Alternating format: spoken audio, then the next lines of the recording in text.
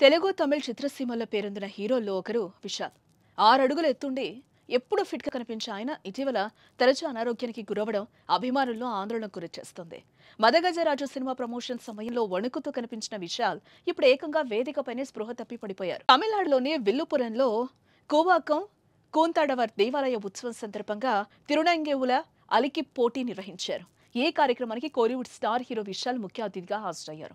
అయితే స్టేజ్ ఎక్కి కాసేపు అందరితో విశాల్ మాట్లాడారు.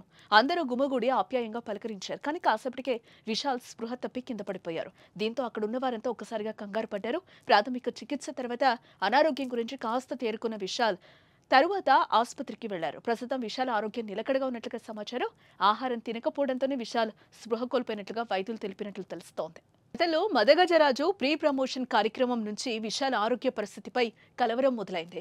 ఆ కార్యక్రమంలో విశాల్ను చూసి అంతా అవాక్కయ్యారు. చాలా నీరసంగా డిఫరెంట్ లుక్లో వణికిపోతూ విశాల్ కనిపించారు. నడవడానికి మరొకరి సాయం తీసుకున్నారు ఆయన. అలాగే మైక్ పట్టుకుని మాట్లాడేందుకు కూడా విశాల్ ఆ సమయంలో ఇబ్బంది పడ్డారు.